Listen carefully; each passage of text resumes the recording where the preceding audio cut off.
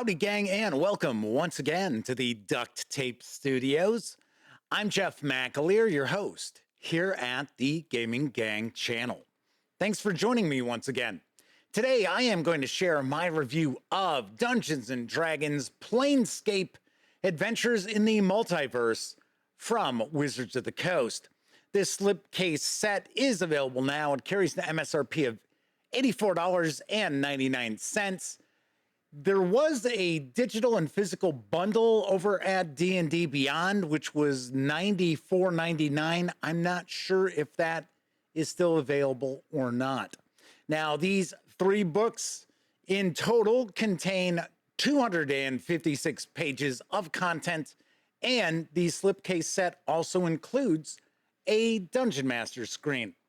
All that said, let's swing on over to the other camera because here I've got Planescape Adventures in the Multiverse. A few things I want to mention before I get stuck in. First of all, the fine folks over at Wizards of the Coast did provide me with this review copy. Now, full disclosure, they provided me with this review copy more than 2 weeks later than other reviewers out there, and I will talk about that when I get into my final thoughts, but the fine folks did send me this review copy. We are not going to be looking at each and every page of these books, but I do want to give you a very good feel for what you're going to find inside these three volumes. Lastly, the third volume is an adventure. So if you are a player and your dungeon master has already picked up Planescape, or maybe they're kicking the tires on possibly picking this up, I definitely recommend tune out now. You don't want the surprises of the adventure ruined simply because you watched this review. Now, having said that, be sure to tell your dungeon master about this review, because if they have not picked up Planescape and they're thinking about it, they can then approach this to make an informed buying decision.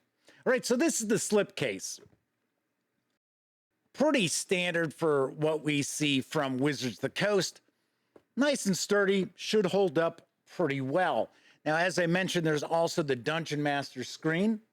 I'm going to show you that. I like this screen. I like the artwork on it. I do dig landscape screens.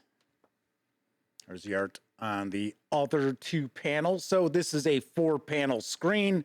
And on this side, we get a pretty standard par for the course as far as Dungeon Master screens from Wizards of the Coast go.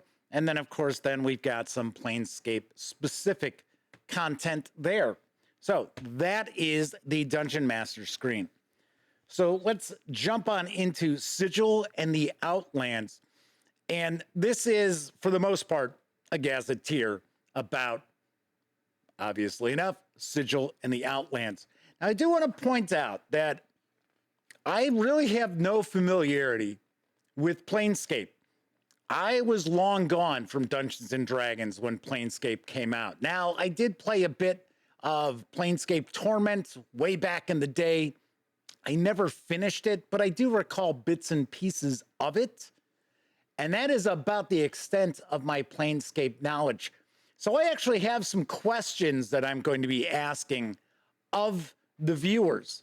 So stay tuned. I am kind of curious about different things because, once again, I'm not familiar with Planescape in the least bit. I, like I said, have kind of an idea, and that's about all. So I am curious about the previous edition. I know it's 2nd edition Dungeons and Dragons Planescape is most famous from. So I'm going to be curious about that. So we do have all of our credits here. Quite a few different artists were involved in bringing this to fruition. So we're going to get a breakdown of what is Planescape. And that's my question. What is Planescape? Because my understanding was Planescape was an opportunity for dungeon masters to run just about any sort of game they wanted to. That it was not strictly going to be the medieval high fantasy European style role-playing that most people are familiar with, which essentially powers Dungeons and Dragons for the most part.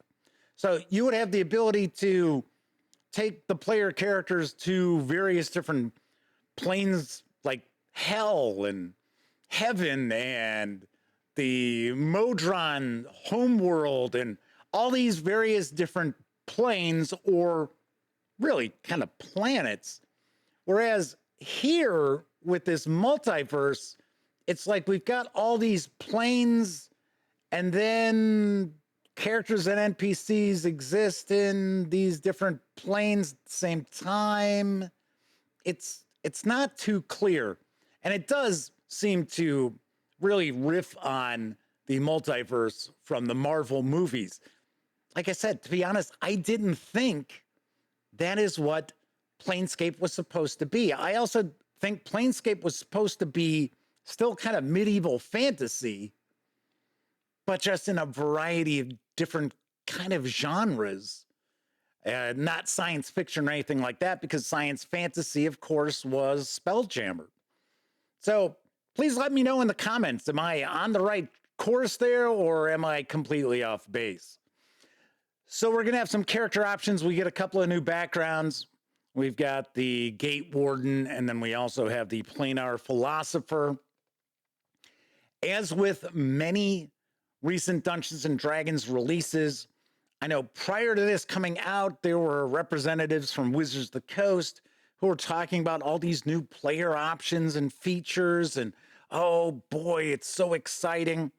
And then when this comes out, the reality is, I gotta be honest, pretty underwhelming.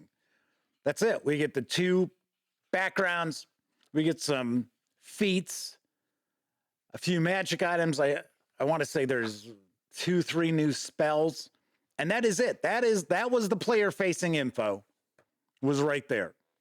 That was the player character options. And of course, first couple of pages were actually an introduction to Planescape. So then we get into the meat and potatoes of this source book, and that is the Gazetteer. So we are going to get into Sigil as well as the Outlands.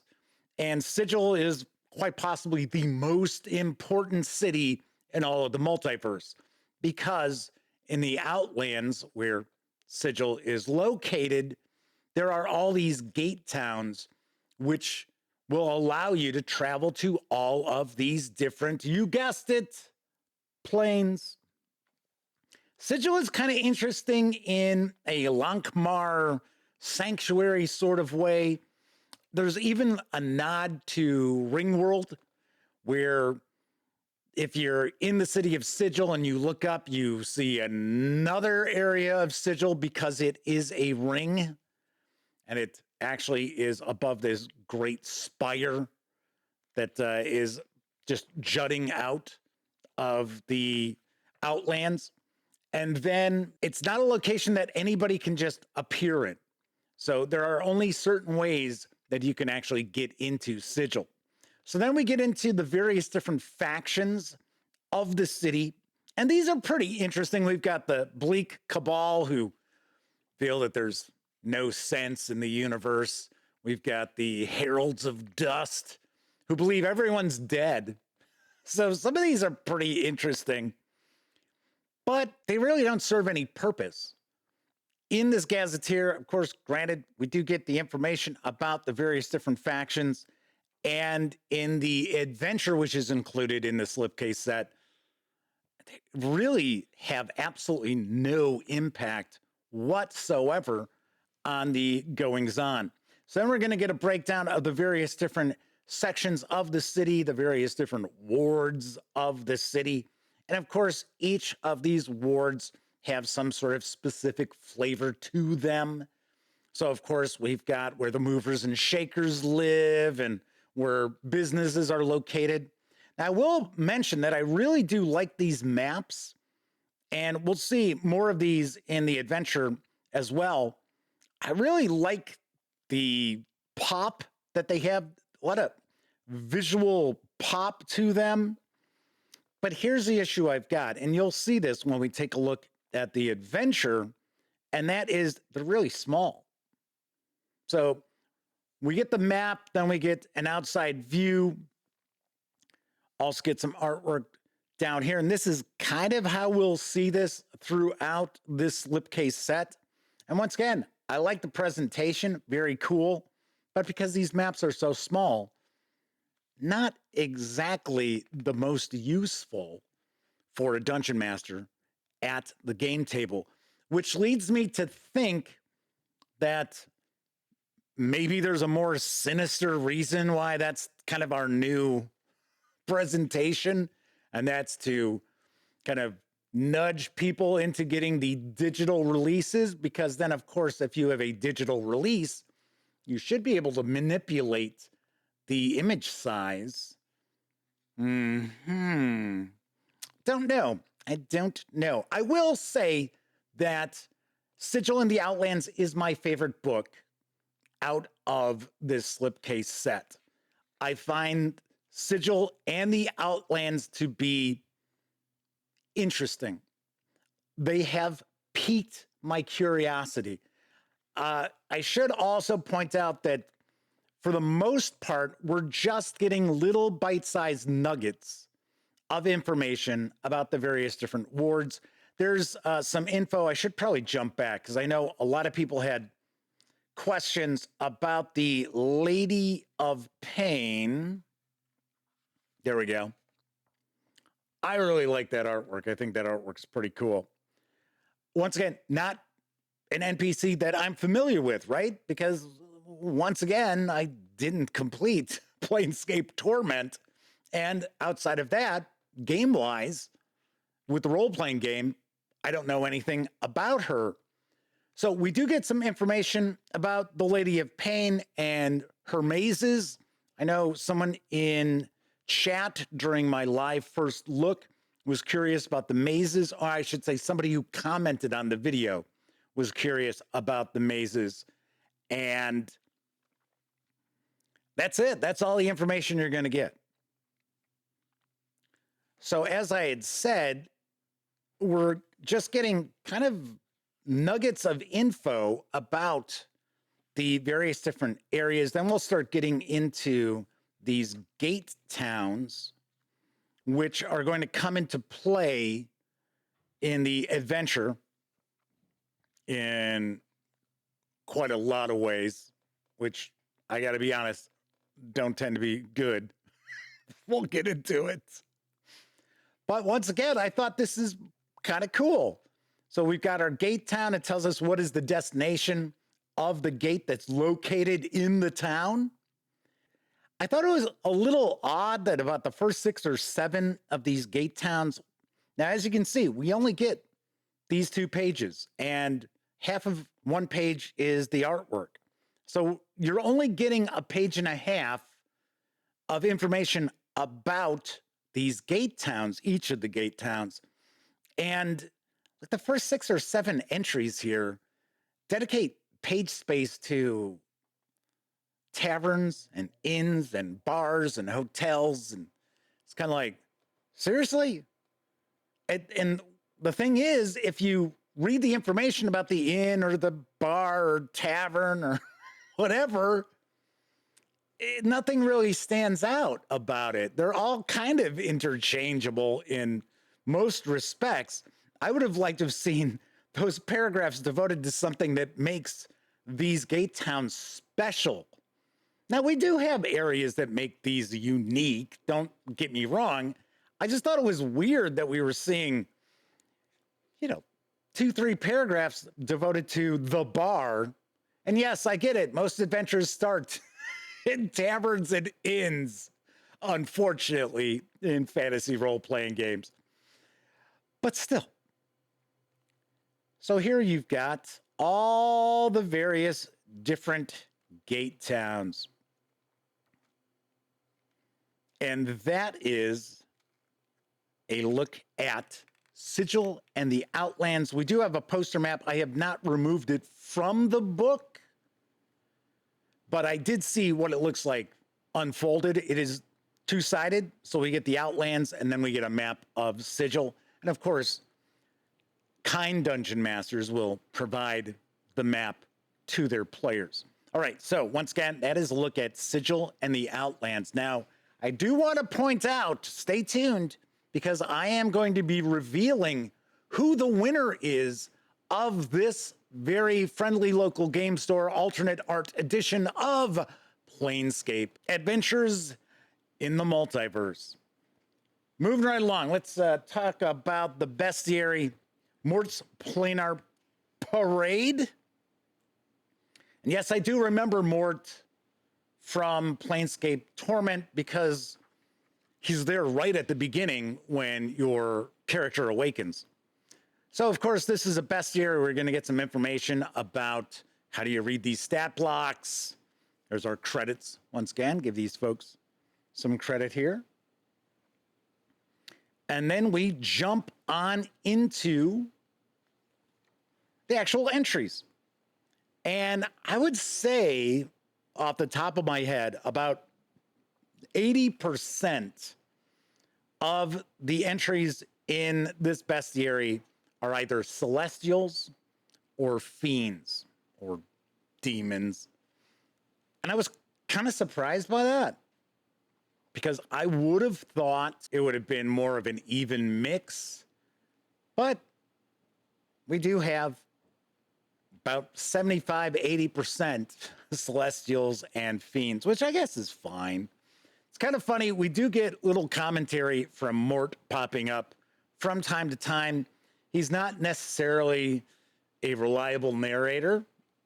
This information is reliable. This is not hearsay. Some of the things that Morte shares is simply hearsay. There are some interesting entries here. There's the Dark Weaver right there, which I think is just really creepy looking. It's kind of an arachnid sort of creature. We also have the Time Dragon. We'll get to that in just a moment. One aspect that I see more and more of in not only Dungeons and Dragons, but other role-playing games is the lack of information on how a dungeon master or a game master, if it's not Dungeons and Dragons, can utilize these creatures, these monsters, these NPC species and things like that at the game table. Not only tactically during combat, but for the most part, what is kind of the deal with these different societies or monsters or what have you? And I'll give you an example here. We've got the Githzari. I don't know if I'm pronouncing that correctly. And then we'll have various subcategories. Like here, we've got the Futurist. And we get a paragraph. And then, of course, we get the stat block. But all we get is a paragraph. And there's a reason why the Monsters Know What They're Doing and its sequel are so popular. And I think that information should really be in these bestiaries, as opposed to having go to a secondary source. And don't get me wrong, I've read The Monsters Know What They're Doing, and I did enjoy it. I haven't read the sequel as of yet. But still, I think that information should be contained in the actual game books, as opposed to having to sit there and kind of decode the various different attributes and what that should mean. I'm just saying, I'm sort of indifferent to this bestiary, to be very honest with you. There are some interesting entries. Here's our main NPC, Shemeshka. I'll talk about her when we get into the adventure proper. Here's our Time Dragon, which I think the Time Dragon is really, really interesting. I think it's a pretty cool concept because it can create this time portal and you can be flung into the far future or way back into the past. Pretty cool there. I actually like the design of it. But once again, this is a situation where we're not getting a ton of information about how a dungeon master could utilize the Time Dragon in an adventure of their own creation. So we get a little bit of information about the dragon. We get info about the lair and then the various different ages of the dragon and lair actions. And that's it. Now, granted, this does get a little more information than some of the other entries get, but if you take a look at it, we're looking at 4 pages, but we're really only getting about a little more than a third of the page there. Once again, stat block, artwork, and about half the page. I would just like to see the monsters and species and creatures get a little more attention to help game masters and dungeon masters out. Then we get some examples of various faction members. So this bestiary isn't bad. Like I said, I'm sort of just indifferent about it. It's sort of like, okay. So far we've got Sigil in the Outlands, which I like. Like I said, it piqued my interest. It didn't blow me away because once again, I think that we're just getting little nuggets of information, and sometimes it almost feels like the setting information we get is enough to give third-party creators out there kind of a bit of a leg up on designing things for the settings, because we know once Wizards of the Coast releases these settings, that's it. They never look back again. A la Eberron and Curse of Strahd and Spelljammer, and no doubt that will be the same with Planescape. All right, lastly, we're going to get into the adventure, and strap in because this is going to be a bumpy flight. Because I will tell you right off the bat, Turn of Fortune's Wheel is in the running for my least favorite Dungeons and Dragons adventure for 5e. That is correct. Now, once again, we're going to be taking a peek through here. I'm going to try to stay away from like big, massive spoilers, but there are some spoilers I have to reveal because of me reviewing this. So if you are a player and you've been hanging out watching this, now's the time you really, really want to check out. All right. So hopefully it's just myself and fellow dungeon masters out there. All right. Once again, we'll make sure we show the credits page. So remember I said I've got questions for you as viewers. So I hit you up with the first question, right? So essentially, what is Planescape? Isn't it supposed to be like Sigil is a gateway to all of these various different planes, right?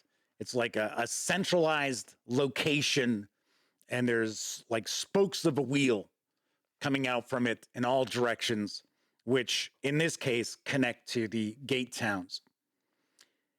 In this case here, it seems like Planescape, as I mentioned before, is just a take on the Marvel Multiverse.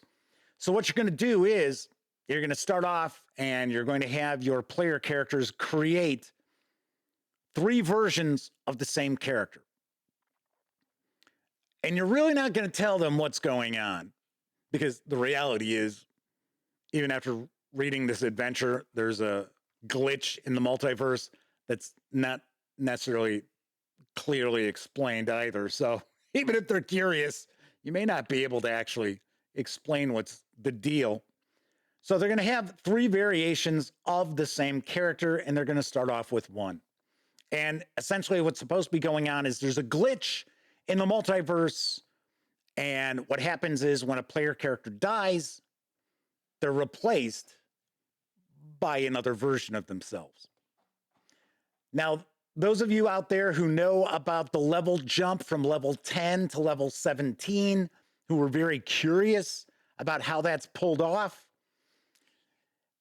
I'm going to get to that in a moment, but I will tell you, in my opinion, rather poorly.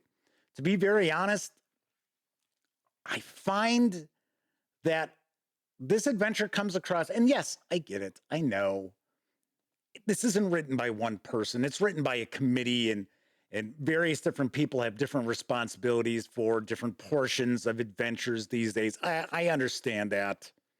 A vast majority of campaigns that come out for role-playing games are not written by a single person, at least not from the big publishers.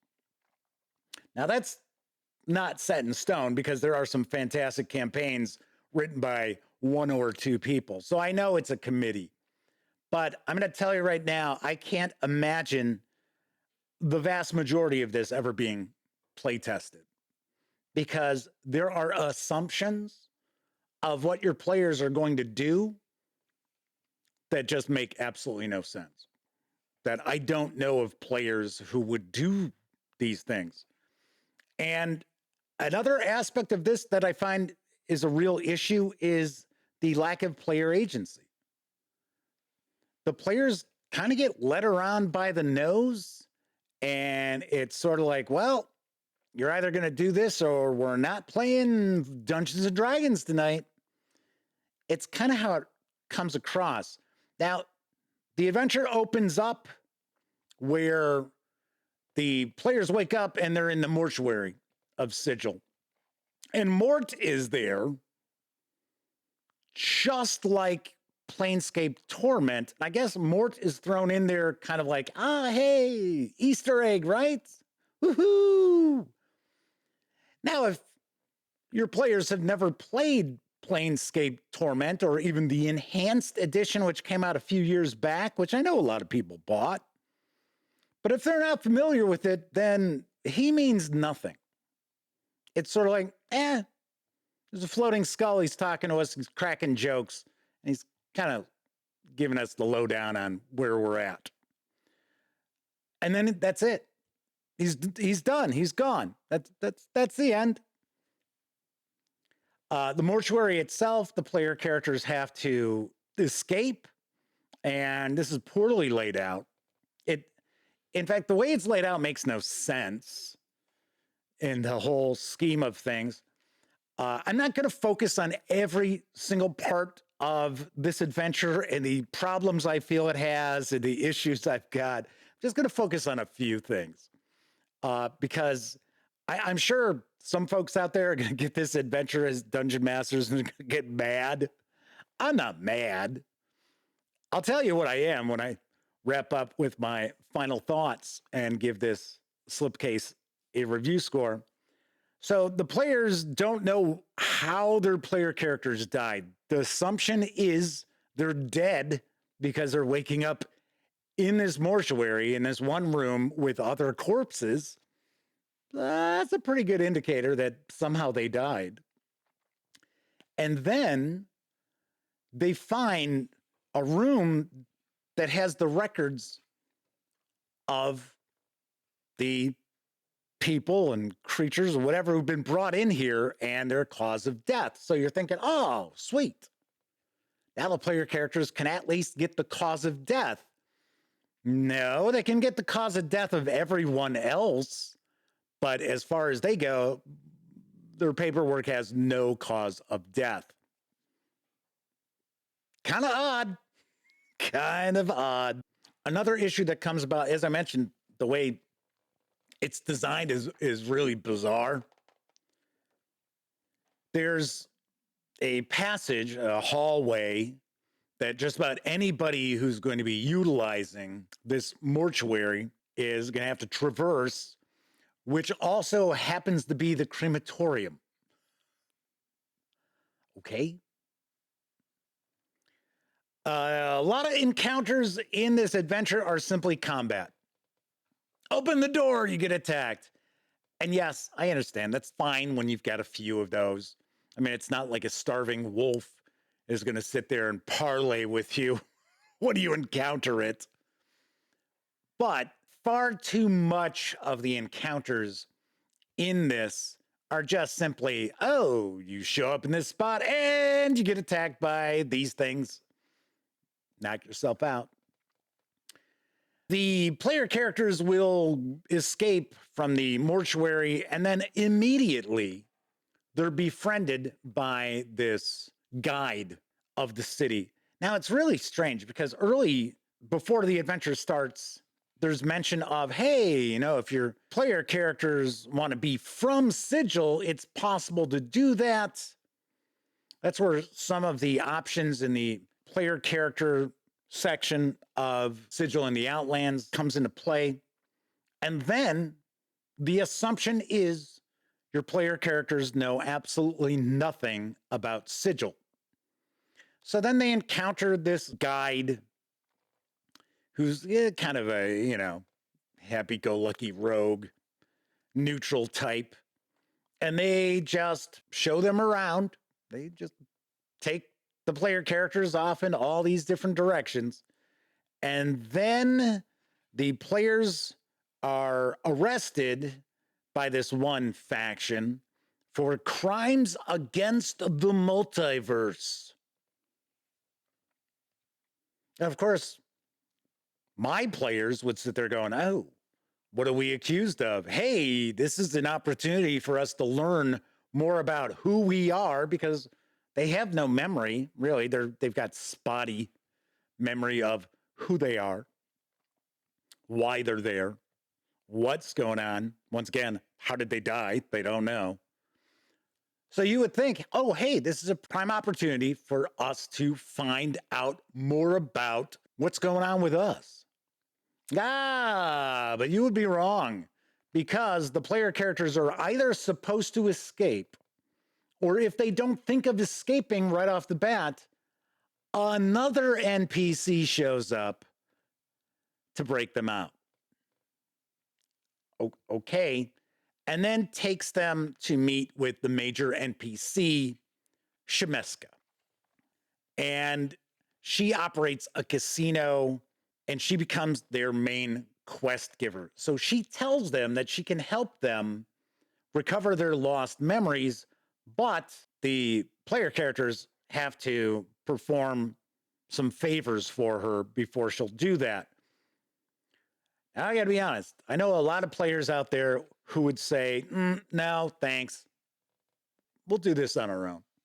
We'll figure it out on our own, because they won't realize that they have no other option but to accept the deal. Because this is not a sandbox. This is completely on rails. I mean, it is completely on rails. So the quest that Shemeska sends them off on is to gather up information about a variety of the gate towns, because the information is incomplete. It's been destroyed or corrupted. So now the player characters get to go off on what, in essence, is a series of relatively lame PC fantasy role-playing game fetch quests. They're not horrible. Well, okay, I take that back. They're not all horrible. There are a couple that are kind of interesting. I have to say that there are set pieces in this that are interesting, that I'm like, oh, hey, or kind of humorous. And you're like, oh, I like that. Unfortunately, they're overwhelmed with a lot of just really slipshod, lazy adventure design. And once again, as I mentioned, none of this feels like it was play tested. So eventually what's going to happen is your players are going to go off on these various different fetch quests. And then they're going to find out they need to track down this Modron. And yes, the Great Modron March, which I, once again, don't really know much about, because this is my first real exposure to Planescape. It does play a part in this adventure. Maybe not as big a part as you might think or you might hope, but it does play a part. So just kind of flipping on through. Good, I don't know, practically half the book is devoted to these fetch quests. And then, like for an example, the casino Shemeshka operates. When the player characters get there, they can, of course, play some of these casino games, which all just boils down to rolling dice. Nothing too exciting there. So then they have to track down this rogue Modron. And RO4M, Sigil's Most Wanted. And it's kind of funny because the reality is the situation that this Modron is in, you would figure first thing anybody's going to do is just murder it. But that's not what happens. So anyway, so the player characters return to Sigil with the Modron, and to be honest, the return trip really isn't even discussed. It's sort of like, well, you know, however the player characters get back there, yeah, it's fine. It's like, okay. And they're once again back at the casino, and guess what they can do at the casino? That's right. They can play more games. Now, there are some interesting nuggets to the casino, but just not in the actual, you know, simulation of the gambling. So there is that. So then the player characters find out that their quest giver, Shemeshka, is the big bad. Wow. Never seen that before in a role-playing game adventure. Yep. So it is all her doing. She's the one who killed him, and she kept killing them because they kept coming back, and she can't really figure out why.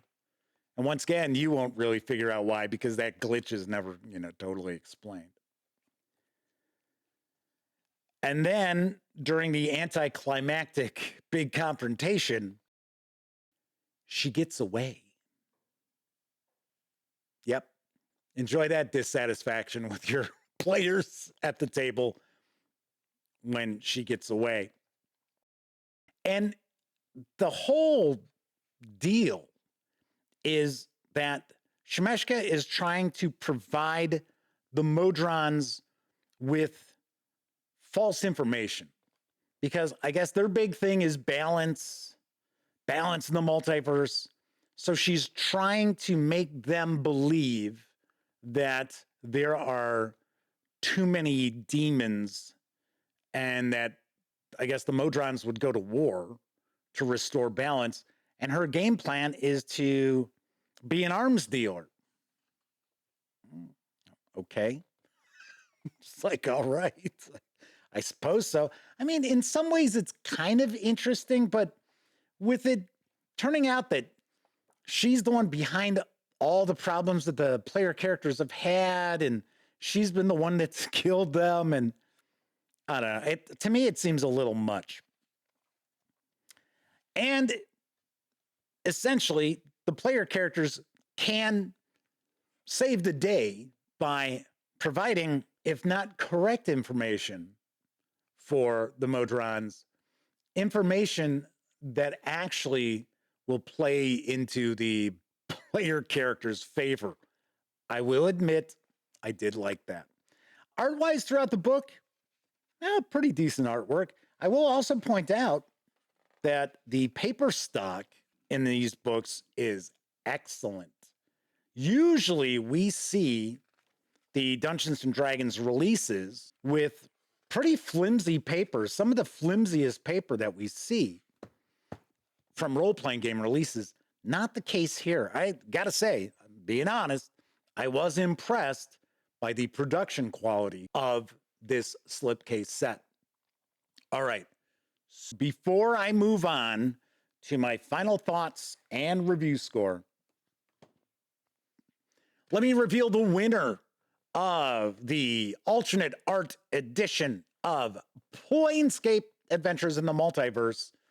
And you could get into the running when I did my live first look on the Gaming Gang Dispatch, and I made it very easy, like I do all of my contests, to be able to get into the running. And you just simply had to be a subscriber I asked folks to like the video, although, I honestly can't tell if somebody did or not.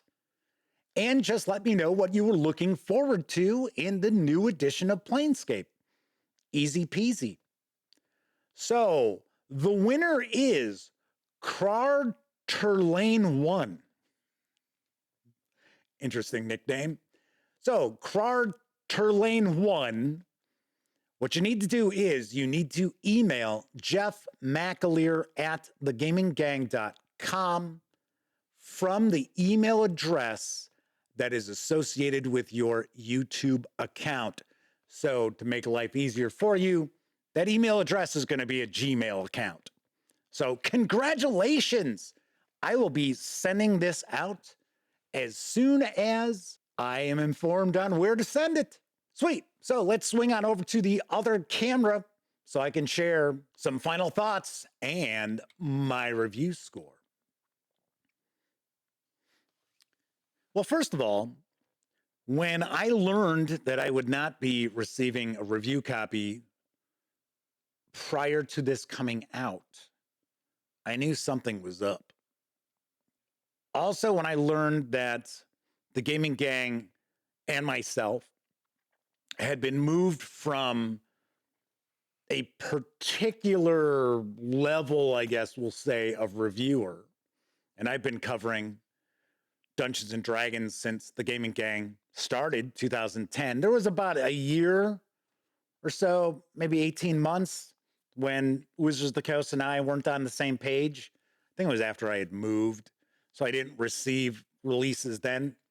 But for the most part, the vast majority of 5e Dungeons Dragons releases have been reviewed on the Gaming Gang. Not all of them were video reviews. Some of them were written reviews, but all in all, a vast majority have received reviews.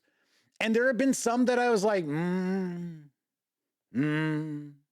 there were others that I was like, wow, I really love this. This is great. The starter set, the Essentials kit, the Wild Beyond the Witchlight. Really, really love those. And other releases I've said, yeah, it's pretty good. I liked it.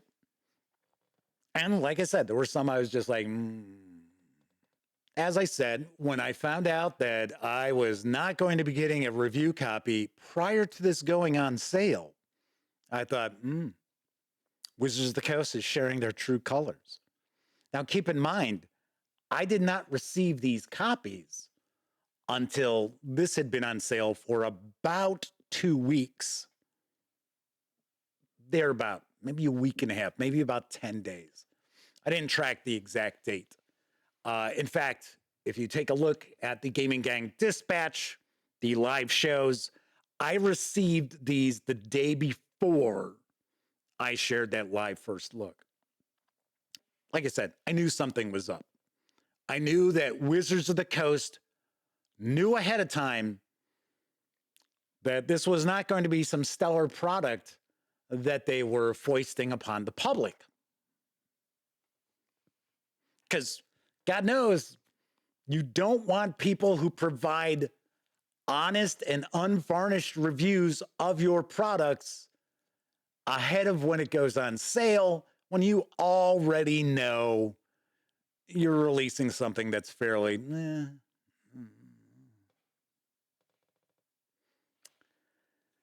So, as I had mentioned, the Gazetteer, I do like. But once again, it's sort of like presented leading up to the release of this as, we've got these player character options and, exciting. And no, they're not. They're just, okay, they're there. I mean, you got to have like 20 pages of player character options in a book before you start getting, you're going to be excited about this. So there's that knock. And of course, with the Gazetteer portion, everything feels like it's just bits and pieces of information, while interesting and intriguing, still feel like they're just setting the scene for the third-party content creators who we know are already creating things for this because otherwise you're not going to see anything more from Planescape. We know that is the modus operandi of Wizards of the Coast. You've been clamoring for this setting. Okay, it's back. Here you go. Now we're done with it, which is fine. I mean, that's just their thing. The bestiary, as I mentioned, I'm just I'm non-committal about it. It's not okay. It's not good. It's not terrible. It's not bad. It's there. That's fine. That's cool. This, on the other hand, is awful. It is embarrassingly bad. I'll give you probably my biggest gripe about this adventure. So, and once again, here's a question for you, the viewer out there. And please do me the favor of letting me know in the comment section. Isn't the whole premise of Planescape to visit other planes? Right? It's kind of like anything goes. So your player characters are going to be able to go to hell. They go to heaven. They, all these different options out there. That never happens in this adventure. The player characters never visit another plane. They visit Sigil and they visit the Outlands, and that is it. How can you have an adventure part of the relaunch of Planescape and your player characters never visit another plane? It boggles the mind. Also, it's just really sloppy, lazy adventure design.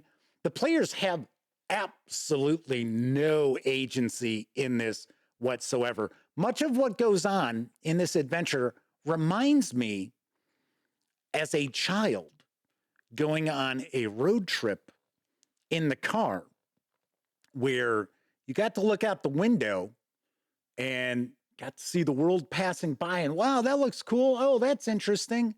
Ooh, look at that. The world's biggest ball of string. But you never stopped to actually engage with what you saw go past the window.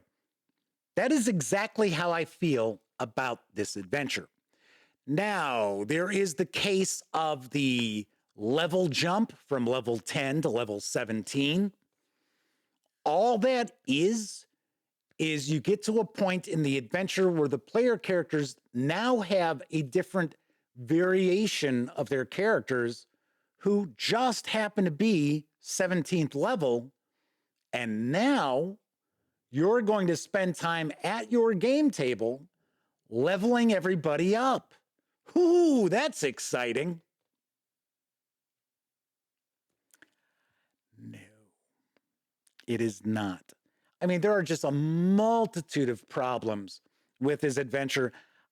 I gotta be honest, I don't even think this is interesting or inspiring enough to break it down and rebuild it. It's sort of like, the Lady of Pain. I know a lot of people really curious. Oh, wow. I wonder how she's going to be presented for 5e. And oh, what an interesting character. She makes a cameo appearance at the end of the adventure to essentially give the player characters a thumbs up. I don't know what to tell you, gang. I mentioned earlier that I think some people out there will be angry. And I said, I'm not angry. I don't really have a dog in the fight as far as this goes. But I know some folks out there are probably already, have negative reviews. I don't know. I don't look at other outlets. I don't look at other reviews. And if you've picked up Planescape already and you really like it, you think it's really well done, it's fine. I mean, remember, these reviews are only opinions. And I know some folks out there in the past have been curious about how come I gave a Dungeons and Dragons release a less than stellar review score, and other people were like blown away by it.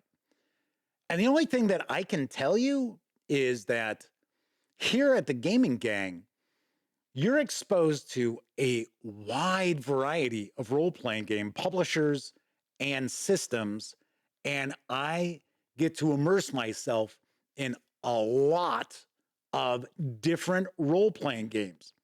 Whereas some of these other outlets, maybe they only cover 5e Dungeons and Dragons. Maybe just official Wizards of the Coast releases, maybe some third-party content as well, but it's only D&D. Got to remember, there's also people out there who have outlets who have only played 5e D&D or only run 5e D&D. So their reviews are probably going to be quite different than mine. Then again, maybe not. So I'm not mad. I hope people out there who pick up Planescape and they're not thrilled with it aren't mad either. But I am sad and I'm disappointed because it's kind of getting to the point that we see what the par is for the course as far as 5e Dungeons and Dragons releases. And yes, I know we've got a new iteration on the horizon in 2024. I don't know if I'll be reviewing anything from Wizards of the Coast after this, because I'm pretty sure they're not very happy with me. So, you know, okay, yeah, it's their prerogative. I know some folks out there have said before, it's like, well, you know, Wizards of the Coast doesn't need to send you stuff. You give them bad reviews.